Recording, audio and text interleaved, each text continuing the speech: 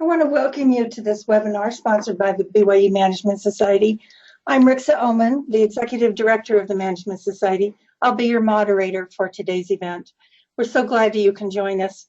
We're very pleased to have Andrea Moss present to us on finding balance. Just a few housekeeping items. The audio portion of the presentation can be heard from the speakers on your computer. You can call in and you can choose that option on the screen panel to the right of your screen. During the presentation, all attendees are muted.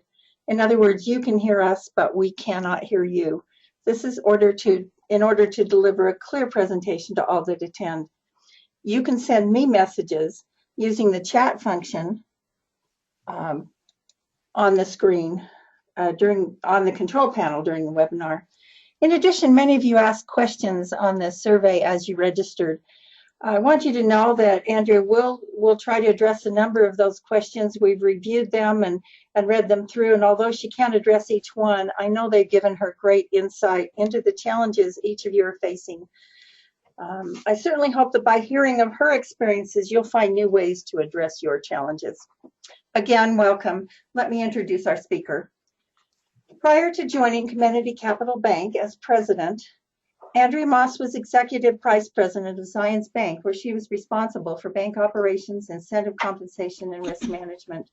Prior to Zions Bank, she was President and CEO of American Express Centurion Bank, where she led an organization of 200 plus with assets over 50 billion.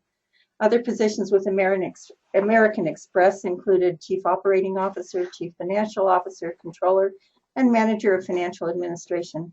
She's active in the community. She currently serves on the Board of Trustees of Intermountain Healthcare Central Region, on the Board of Camp Costopolis, and on the National Advisory Council for the BYU Marriott School.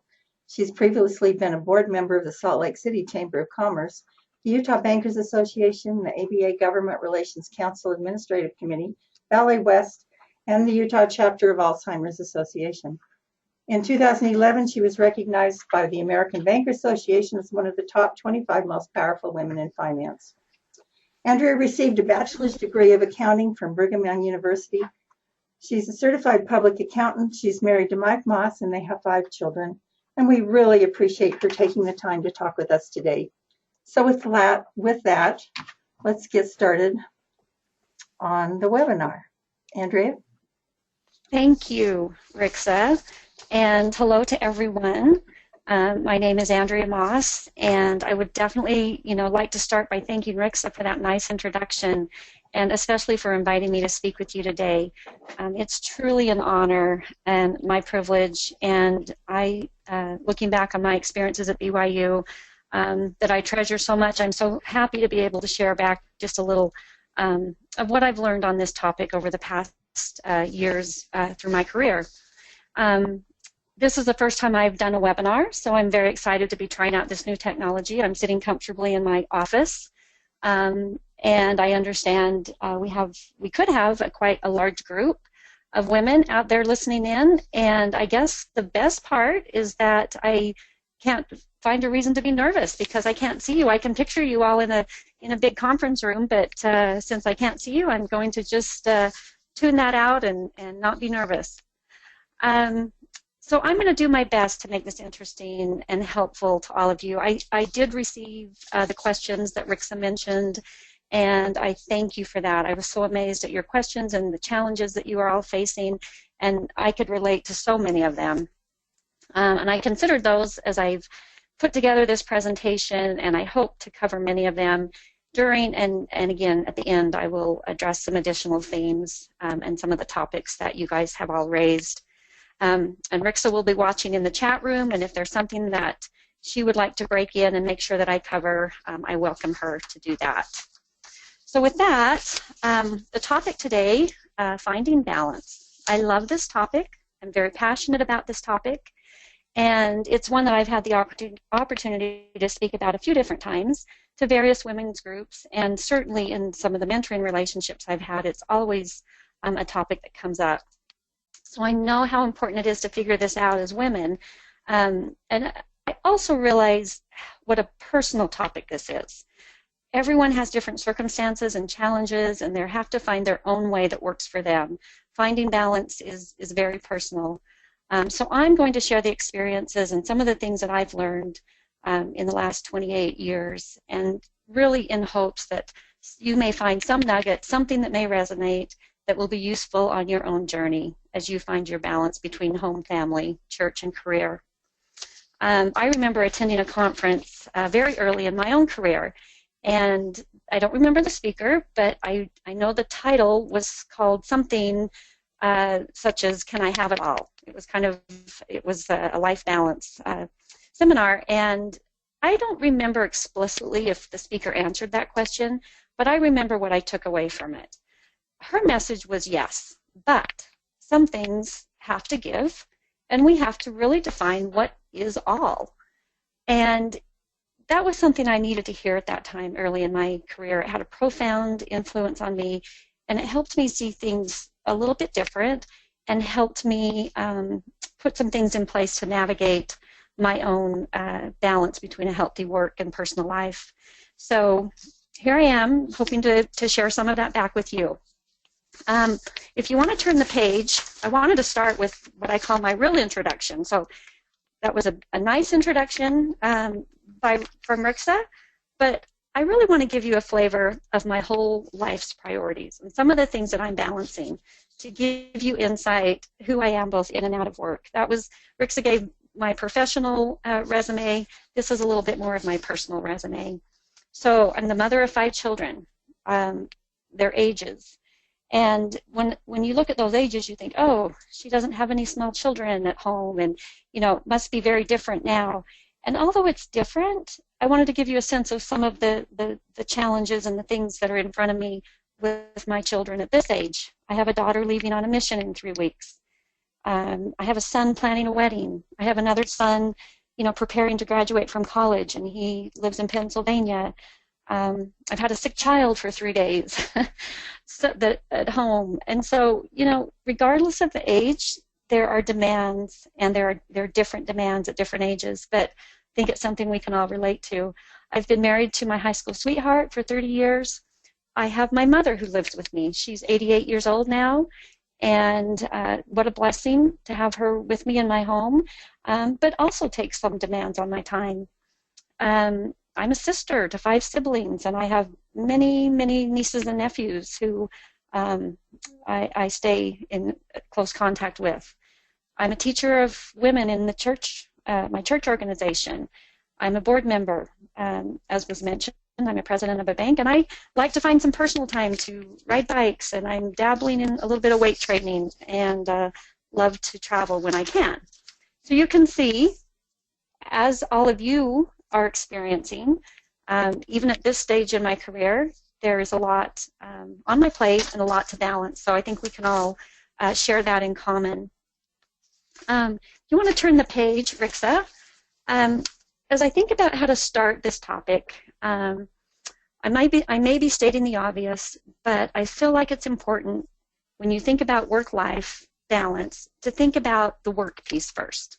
Just to contemplate it for a little bit and think about where it truly does fit in your priorities. I know for myself, if I didn't really enjoy working, if it wasn't something that I found a lot of fulfillment from, I would have given it up a long time ago. I had plenty of things on my plate, and sometimes there's a necessity for women to work. They don't have a choice, and sometimes there are some choices. And so whatever your reason is for working, I think it's important that you have to be sure that you find satisfaction and that it is a priority. If you don't want to be at work, or it's something you don't enjoy, I think it's difficult to make all the sacrifices that you'll need to make on both sides to find that balance. So you have to start with the love or the need or the desire to work to take on this challenge. And that's kind of where my story begins, because I didn't have that at the beginning. And I didn't really plan or intend to be in a career 28 years later as president of a bank. So I want to share a little bit of my story. And this is really probably the first 8 years of my career. And there is a point at the end that I think is very important that I learned early that I want to share with you. So bear with me. So as I mentioned, I never planned to have a career. I planned to have an education and I knew that education would serve me, but I didn't intend to make it a lifelong career. I figured I needed to work just long enough to get my husband through college and through law school. I didn't want to rack up a lot of debt, so I felt like this was a good option. So I figured I had about 5 years ahead of me, and then I would be able to stop working and be a full-time stay-at-home mother, which I was very excited to do. That was my plan. So I did finish my education, and I started my career in a public accounting firm. And a few years later, I took a job with American Express, and while I was working there, my husband finished law school, and he wanted to move to Idaho, which is where we were both from, and start his career there. So that was the first time I really took stock and said, I'm going to be sad to leave the workplace. I've enjoyed these 5-6 years. I've found a lot of satisfaction in working, but at that time I was still following my plan, and so I had 2 children by then, and even though it had been a bit of a juggle, I was enjoying my career and being a mom. So we moved, and we went back to Idaho, and so I had a short time where I didn't work, and before long I was filling my time with all kinds of extracurricular things, and I thought, I feel just as busy as when I was working.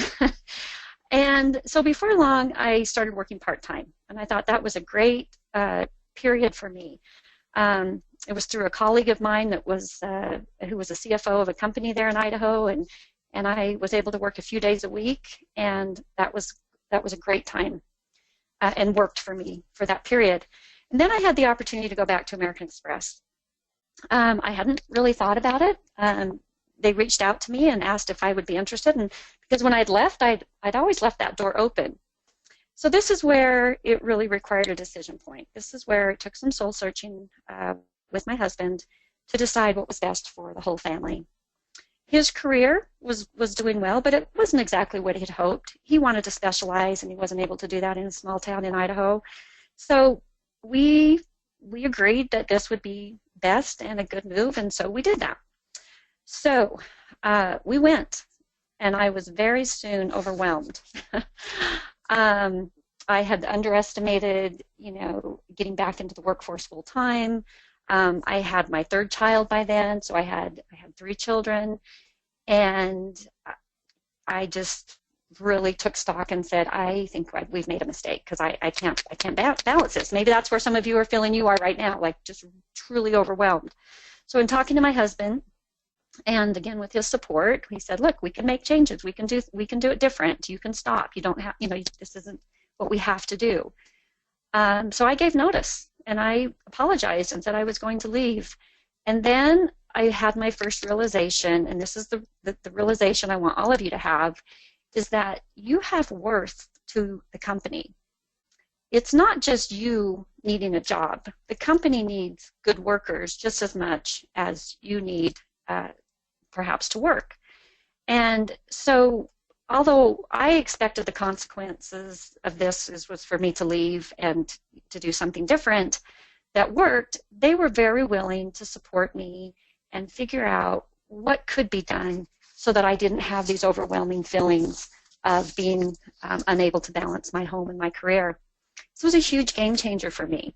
But it helped me realize that sometimes there are other ways to make this work, and they were willing to work with me, and it gave me the courage to trust and to work with them. And I can say now, I make hiring decisions, and I would much rather work with someone that I have built trust in, and I know that they are good and contributing, to help them find ways so that they can continue their career instead of feeling like they can't, rather than saying, okay, I'll thank you and I'll go find someone else and hire. There's cost of hiring, there's cost of training, and there's a risk of a new person versus working with someone that's already that you're already comfortable with. And I know a lot of you ask questions about, how do I ask for flexible hours or to work from home? And so I think it's important to realize that, if you're amazing, and you are, be amazing at your job, and you have power. You have power to to uh, to go and request these types of things, and I think you will be surprised and happy how the companies are willing to grant some flexibility in order to retain you. So I think it's important to learn that early. It took me kind of going through that experience to realize that. So I would encourage you to learn that and be bold and ask for the situations that you need that allow you to both, do your work and find the balance that you need at that time. The next slide I wanted to mention was being flexible. This is another really important concept that I've learned over time.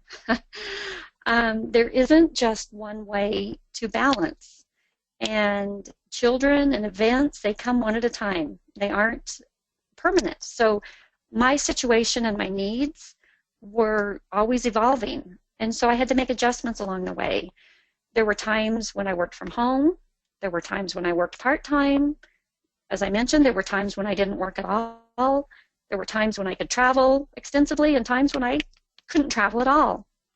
There were times when I could take on more outside activities and times when I had to say no.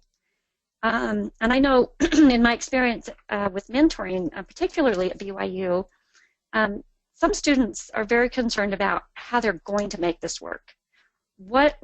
How do I do this when I'm married and I have children? Or how do I do this, if this happens?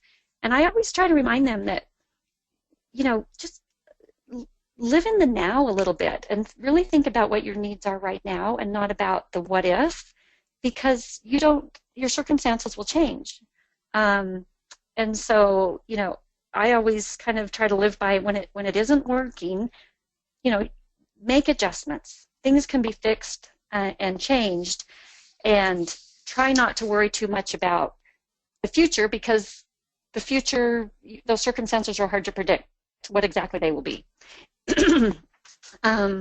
So especially as women are considering business careers, that's what I hear a lot is, how can I have this kind of a career and be married with a family? And they're not married yet. They don't know the circumstances of what they're faced with. So just be patient and realize that that being flexible as your life evolves is the best way. And I've evolved my situation many, many times. The next topic is setting boundaries. I also call this my no regrets rule. There were a lot of questions around this, around how to set boundaries and how to manage that. And I didn't consciously at first set boundaries, but as I realized that I was going to continue to work and my children were small, I made some commitments to myself. And and I was struggling with should I even be working? Is this, the culture was such that there weren't a lot of women that I knew that were working, and so I was struggling with should I even be doing it? And so that's when I made some commitments that I said, I'm going to work as long as certain conditions work for me, but always bearing in mind that if certain things changed, these were boundaries that I would not cross, because I didn't want to have any regrets at the end of the day. Some of those for me were the health and well-being of my children. I knew that if the health and well-being of my children was compromised, or I didn't feel comfortable with how they were growing and maturing, that they would come first, and I wouldn't sacrifice that for the next promotion or continuing even to stay in the workforce if it came to that. I wanted to have a family, and I wanted to have as many children as I wanted to have. I didn't want to give that up. I thought at the end of the day, that's what matters most to me, and I want to have my family. And as each child came, I reassessed and made some changes so that I could make it work. But I had my full family. My marriage, I said I would never choose my career over ensuring that I was devoting what I needed to have a strong marriage. It was really important to have the support of my husband through all of these decisions. I didn't want my children and family basically to suffer because I wanted to do both. And so I was willing to do both as long as those conditions were met. One example of this was when my son, this is when I was living in Idaho and I was only working part-time.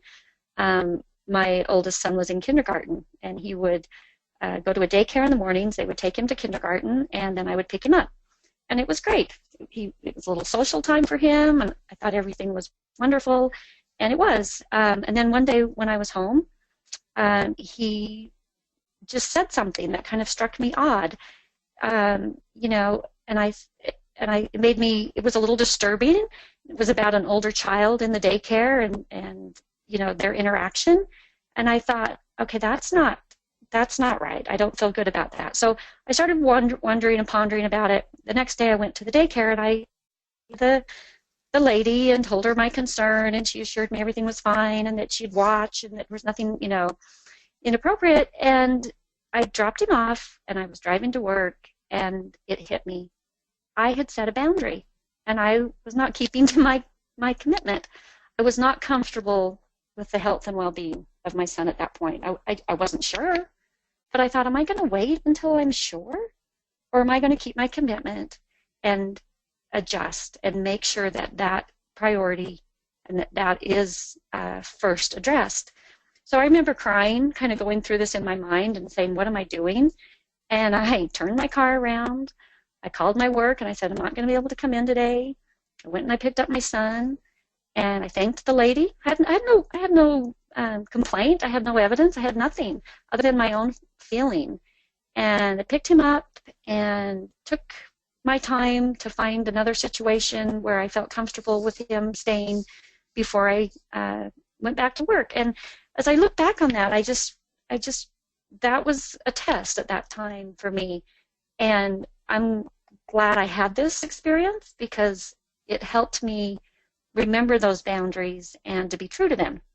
And I can honestly say, you know, as my children have grown and matured and looking how they have done that over time, I feel like I've been true to that. I have, you know, healthy, you know, great, responsible children. So that's just one thing, an example of how I set a boundary, and after you set them, you have to stay with them. Moving through to the next slide, I'd like to just touch on culture.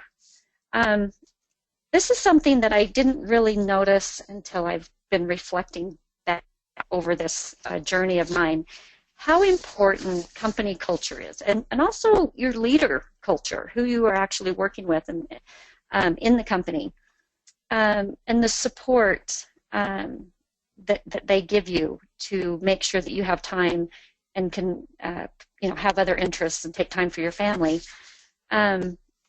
Sometimes the culture can be good, but it's just you have to also get comfortable with your work arrangement and that it might be a little bit different. So when I was working from home, when I was back at American Express, I had a great boss, and he helped me make that arrangement, put that in place for me. And he was supportive, and the culture was supportive, but I was still concerned. I still felt like perhaps others weren't supportive, my colleagues, some of the people that worked for me, and it took some time to gain my own comfort with that. And I'm grateful that it did, that I was able to do that. But another thing is I know friends and colleagues that have worked in other companies, and they may say that they have a great culture, but they don't help you feel that. They don't demonstrate that themselves. I know when I have a leader that is also balancing their home and family, it makes me more comfortable that it truly is the culture. And that's something that I try to do as a leader, and I try to do that for both men and women. I think that men need flexibility, even if they do or don't have a working spouse. And I try to also encourage them to find that right balance so that they're satisfied as well. So I think it's important to think about your and what kind of a culture it sets, and then how the people and the leaders actually support that culture. Because if you don't have that, I think it's very hard to find the balance. If you're fighting against your company culture, or you feel when you leave certain times during the day, or you leave early, or you have things that come up, if that's frowned upon, it's hard to find comfort in doing that. So that's an important thing to assess.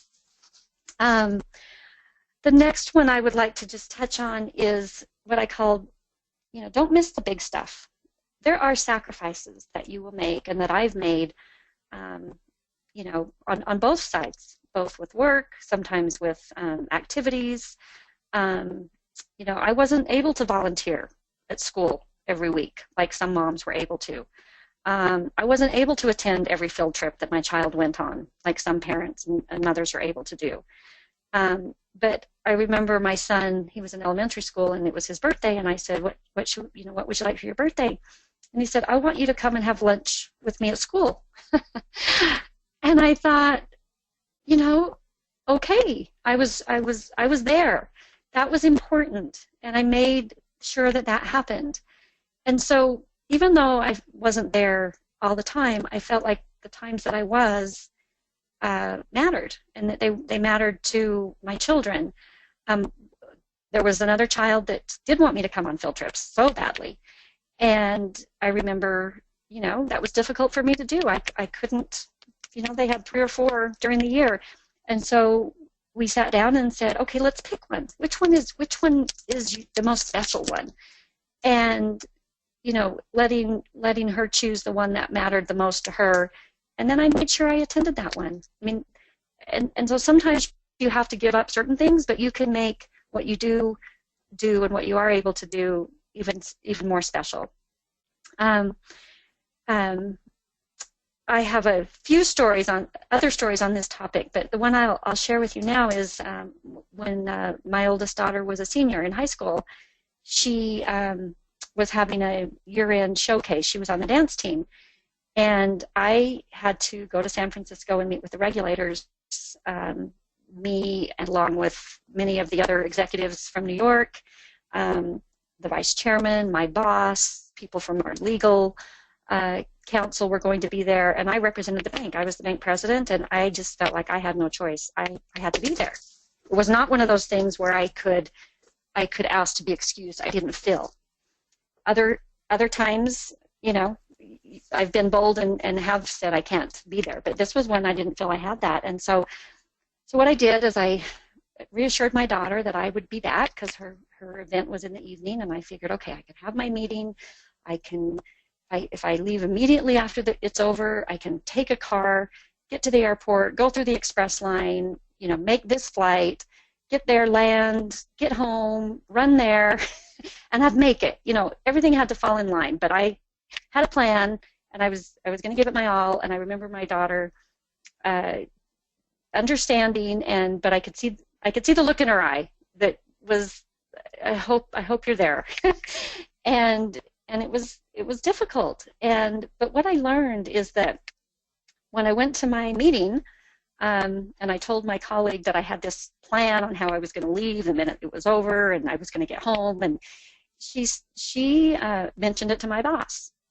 And the next morning, the morning of the meeting and the event, we had a prep meeting. We all got together for breakfast, and he came over and he said, I understand you have something really important tonight. And I said, yes, I do. I think I can make it. And he said, you need to just go.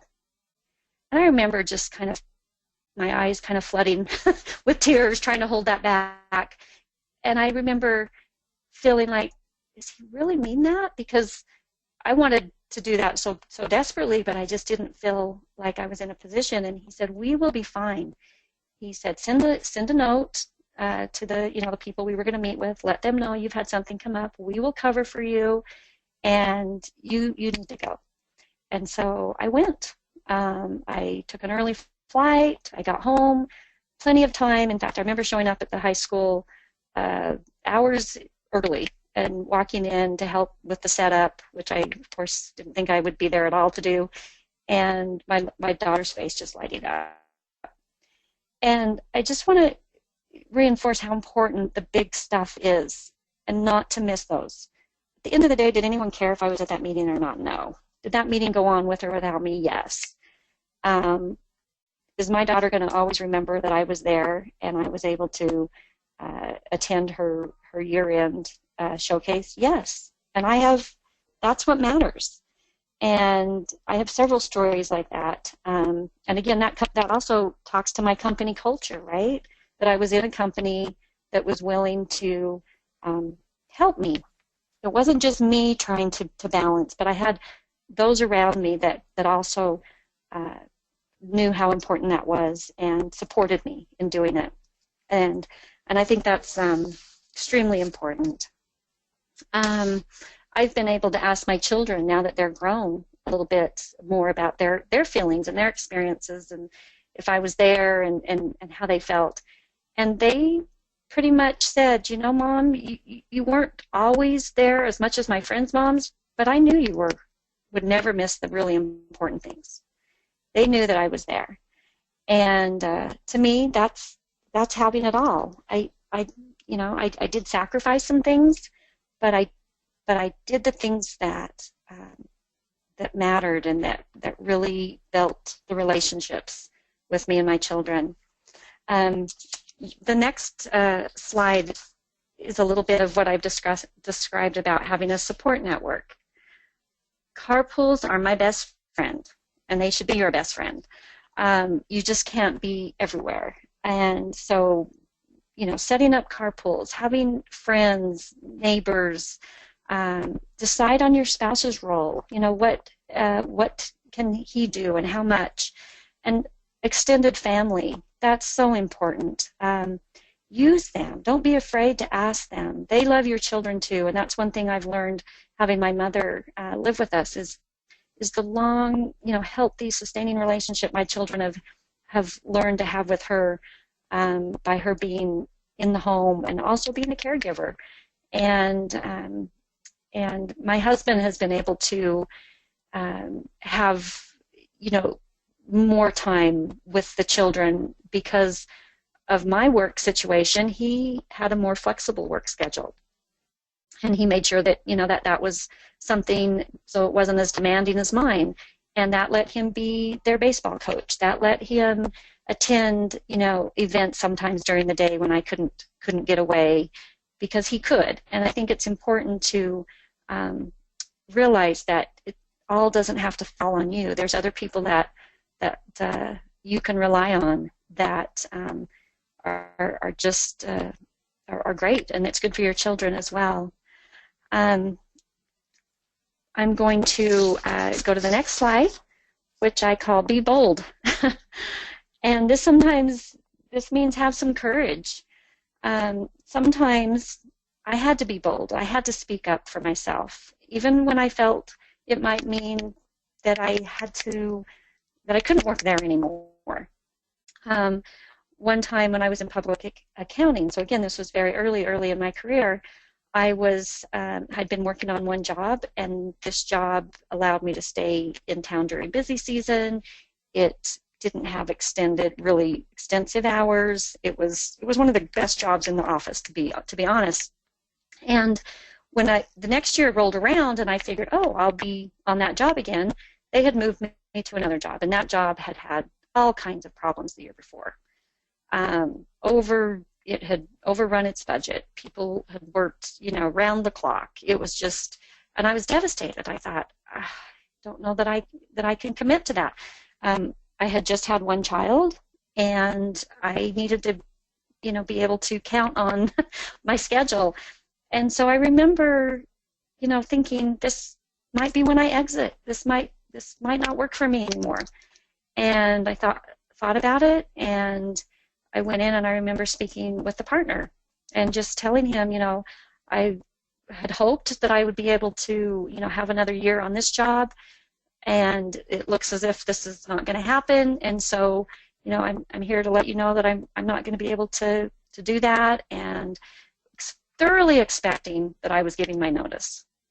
And he was shocked. He was like, I had no idea, you know, that one, you'd been moved off that job, and two, that you know, you needed this type of a job, and that you have a small child, and my husband was in school, and he just very easily made an adjustment. And again, it wouldn't have happened had I not spoke to him. If I would have just, left without sharing the concern or the problem and giving someone an opportunity to help me, that would have probably been the end right then, because I knew I couldn't do that. So sometimes it takes courage, and you have to be prepared for the worst thing that could happen, which, in this case it was, I may not have a job. But I was sticking to the boundaries that I had set, and that was the way I proceeded. And I was very pleasantly surprised that there was a way to still make it work. And so I think the theme for me through all of this is that there have been ways to make things work at each juncture in my career, when I had different needs, different challenges between my husband, my family, the company, and the leaders that I had. There were solutions that could be found that eased some of the burden or the way I was feeling. Didn't always take it completely away, but it eased it such that I felt like I could manage it and continue on, and I'm so grateful for that.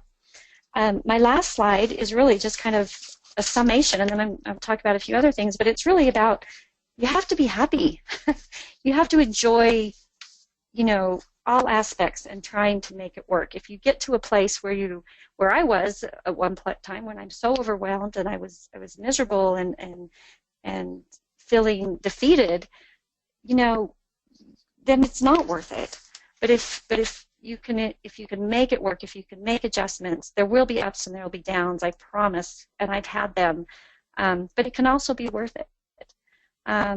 I've loved raising my 5 children. I have wonderful relationships with each of them.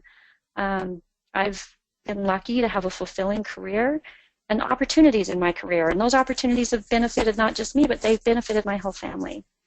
But you have to enjoy the journey of finding that balance. There have been sacrifices on all fronts, both at work and at home and personally, but at the end of the day, I've enjoyed it. I've enjoyed my journey, and would encourage other women to find their way and to find the path that works for them, because I believe it can be done. Those were really my tips and the remarks that I had, prepared, and then I had a few other things as I read your comments. As I was trying to put those into themes and think about what else I might be able to offer you from my experience. And I've got a few things here I'm just calling practical advice, a few stories and a few things that have really helped make a difference for me, and I want to share. First one's a little story, and again, I had a boss from New York, and one time he opened the meeting. We were in a small group meeting, and he said, "Andrea, I know how you do it. I know how she does it." And I had no idea what he was talking about. Like, what's he talking? And at the time, I had a son in high school, and I did not want to miss his wrestling matches. Some of them started, right after school, so, it would require me to leave early. And my boss had a son who was playing hockey in college, and he would always talk about, I want to get to my son's hockey game, and he was always struggling to do that. And over time, he noticed that I would put on my calendar block those times out. When I needed to leave, I would block that on my calendar. My calendar was an open book, and if people needed to schedule a meeting or they needed time, if my calendar was open, they could take the time. So rather than just hoping I could sneak away and that hopefully it would work and nobody would book that time and I could leave early, I would put it right on my calendar.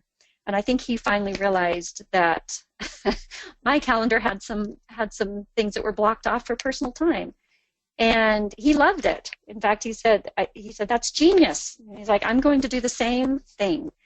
And I think sometimes we're afraid, again, it's a little bit about being bold and saying this is important, and I'm blocking the time and it comes first, and having other people arrange and move their schedules to accommodate. I think it's easier to always say yes. It's always, oh, sure, I can come then, and not saying, no, that time's not going to work for me. So that's a piece of practical advice. Block your calendars and make sure you're thinking ahead of the things that, again, really matter most to you. Another important thing for me was to get help in the house. My mother-in-law told me this. I was, trying to do the housework, trying to keep it up, trying to, do all the things that came along with that, and work and raise children. And I think she was the first one to say, you have got to get someone to clean your house. And at that time, that wasn't as common. And I was like, oh, I can't do it myself, a sign of weakness. And it was the best thing I ever did. So, after I had come home from a long day, or when I had weekends with my family, the last thing I wanted to do was to clean my house. That was not the fun part of being a mother for me. I don't enjoy that. I wanted to go with my family on their activities. I wanted to go on outings. I wanted to be the fun mom. I didn't want to come home and feel the drudgery of all of the other burdens that come. And so we had house cleaners. We have home delivery for milk and some food items. There's certain services that may feel like perks, or they may feel like extravagances, but don't look at them that way, because I think when you're trying to do so many things, and you are making money, that's one of the reasons you're out there in the workforce. You need to use it. You need to let that help you, and not feel like everything falls on you and you can't take advantage of some of those services. That made a big difference for me. I didn't like cleaning my house, and it made it so that I didn't feel like I had to or needed to, because I knew it would be getting done on a regular basis. So that was a really important one for me. I had a lot of you ask questions around how do you find time for your family and personal, and as I read your comments, there's a lot of compartmentalizing. And as I thought about my own experiences, I think one of the things I would offer you to think about is to not compartmentalize your time so much. Don't think about, I'm at work and I'm only at work. Now I'm home, I'm only at home, and now I'm going to have some personal time, so I've got to carve that out just for me. I blend everything I can, because time is time, and I want to make the most of all my time. So, for example, if during a period when I was traveling for work, I would turn that into a family vacation. So I would go early, I would do my work, and then my family would meet me. And we had trips to New York, had a trip one time to the Cayman Islands because I had to go there for a business trip. I did that many times, and sometimes it was my family, and sometimes I would just take one child with me, and take a friend and their friend, their child, which was my friend to my child, and I would work. They would play during the day. I would catch up with them in the evenings, have dinner, go to a show, and those are some of their greatest memories. And I was working and spending time with my family. I didn't feel like I was being, removed from my family. Instead, I tried to blend those two so that it was more enjoyable, and it was time spent with them. Another example, if I wanted personal time, to go to the gym, or I hardly ever get a pedicure without taking one of my daughters, because it's something personal that's fun to do, but it's not that important that I do it on my own personal time. I do it when I'm spending time with my child, and we do it together. And now I'm spending time with her and getting something done that I'd like to do. I meet my husband for lunch during the day. I mean, when we had, all of our 5 children at home, when we would get home, we didn't have time to talk. We didn't have time. We were running children around. We were doing dinner. We were exhausted. And so he was working, I was working, and we would meet for lunch. And that is where I spent my time really being able to talk to him. And I look back on that, and that was a great way to take time out of my day to make time for personal as well. And I take care of, and vice versa. When I'm at business, at work, I do some administrative things that might need to be done. I figure, I'm taking calls sometimes on Saturday, sometimes I'm taking calls late into the night. Why can't I use some of my time during the day to make my doctor appointments, schedule those carpools, take care, follow up with the teacher. I don't feel guilty about mixing and blending my time, both personal and business, in order to just be more efficient and use my time. So that's another thing that I do. I remember one time taking a business call that was important. I needed to be on, but it was right in the middle of my son's baseball game. So I went to my son's baseball game. I walked out to right field so I could have, hopefully you wouldn't hear all the cheering and the yelling, and I took my call. But while I took my call, I was watching the game. I got to see him up at bat. Afterwards, I could talk to him about how he did, and I got my call done. And no one cared that I was standing out in right field by myself on a cell phone. I was doing both. And so I think it's, remembering that all your time is precious and it doesn't have to be compartmentalized. I remember running my son from football practice to wrestling practice, so all of this running around that would sometimes happen in the evening. And on the way, we would do spelling words. I'd take the spelling list and pick him up, and while he's changing clothes to get ready for the next thing, he's reciting his words to me. And so you just find ways to be efficient. We all have the same amount of hours in a day, but I think we can be very creative in how we make the very most of that time with everything that we have on our plate. One more tip that really worked for me, and there was a question about this too, and that is, I would encourage you to spend alone time with your child, just like you spend alone time with your husband, and alone time for yourself. Sometimes you come home and it's chaos. You're getting dinner and there's homework and so many things to be done. But if you can find some quiet time and really let your children have a chance to speak with you where they don't feel rushed and hurried, and let them talk to you. I always found at nighttime was the best. I would just crawl. We would say prayers, and they would go to their beds, and then pretty soon I'd just kind of go up to one of the bedrooms and crawl into bed with them, and then they're not distracted and I'm not distracted, and we would just talk. We would just spend some time there, not a long time, but enough to just let them really talk to me about what's going on and what their day was. And it didn't take long, but it was just alone time, and I think that really strengthened our relationships over the years. I'm continuing to go. I have a few more minutes. I've covered a lot. I hope it's been helpful. One other kind of theme that I saw in the questions was, some of you have asked, how do you deal with guilt? Do you have guilt? Do you feel guilty about trying to have it all, or to be out of the home? And I think that's natural. I think there were times for sure that I felt that way. But one of the things that I found helpful is to not dwell on the things that you aren't doing perfect or the way you'd like them to be done because you work. But think of the benefits your family is receiving because you do work. So kind of flip that on its head. It's not like what is lacking, what you aren't able to do, but what you are able to do. I think as my children have gotten older, they've been able to be very appreciative of the benefits of me working.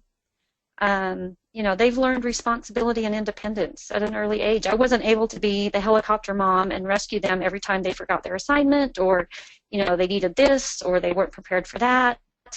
They had to take some of those consequences, but it made them better. It made them learn to think, independently.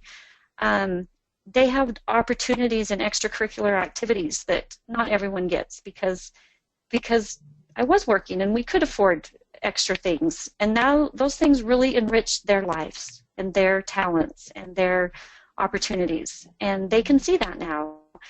They're all getting a college education because that was something that we planned for and were able to provide because I did work.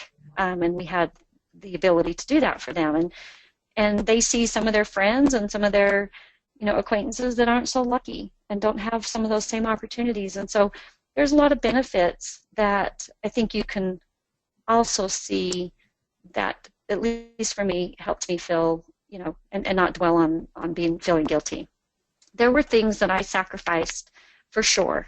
And I was just thinking about what a few of those might be. I think last on my list of my priorities was probably my personal friends. I have very few, close personal friends. They're just my friends. My friends are my family. They're people I go to work with. They're people I go to church with. They're people that are in my life. And it's very difficult to find time to nurture other personal close friends. And those that I do are very low maintenance. And that's a wonderful thing, which means we don't require to connect often, but when we do, it's awesome. We can catch up quickly. But, that takes a lot of energy and time. And that's one of the things that I decided, wasn't as important to me. So there's lots of things that we do sacrifice that if we had more time in our lives, we would fill that time for sure with other things. But my kind of final advice would be just to set those priorities and those boundaries and find joy in trying to find the path that works for you. It can be very fulfilling. I feel very blessed to have been able to manage it with a lot of help, with a lot of help from others and a lot of support. But for me, it's been worth it. I have a lot of satisfaction in my personal life as well as in my professional life, and I'm grateful for that. So we have about 8 minutes left, but I didn't want to run over, so that's pretty much what I'm going to cover, and I would just ask Rixa if there's anything else that's come up or anything that you'd like me to cover from any of the questions that may have come during the presentation. Well, I'm just going to look at a couple of the questions that were sent in, and one of them said, what's your biggest regret? And another one said, being in a Mormon congregation where most women don't work or seek a career, how have you dealt with some of the cultural critical comments or cultural comments that come with that? And I think that's a valid thing. And then the final one was, what about health, eating well and exercising and things like that? Those are all really great topics. Health, I'll just kind of start backwards and work back up. Health for me has been something that certain times I've been able to devote more to being fit and getting my exercise. And other times, I have not paid as much attention to it. So I think it's like I was saying that you have to find the balance at each stage in your life, and sometimes you can put more emphasis, and I'm not saying it shouldn't always be an emphasis, but there's been times when it's been less of an emphasis because other things have been more important. I'm at a place now where I can kind of spend more time on that, and I love that. So I think it's just one of the very important things that you have to consider in the mix of where you prioritize, the time that you have. There's also things that I do, like I take the stairs. When I'm in our corporate office, it's only 4 floors, but those are 4 pretty good sets of stairs. And so, again, you find ways to incorporate it, and don't think help only means I have to find an hour and a half where I can go to the gym or I'm not getting my exercise in. You can park your car a little further, take an extra walk, take a walk during the lunch hour. I mean, there's ways that you can still prioritize your health. You can be on a phone call and walk. A lot of offices now, have standing desks. Again, the culture of the company and things that they can do to help you, be more healthy.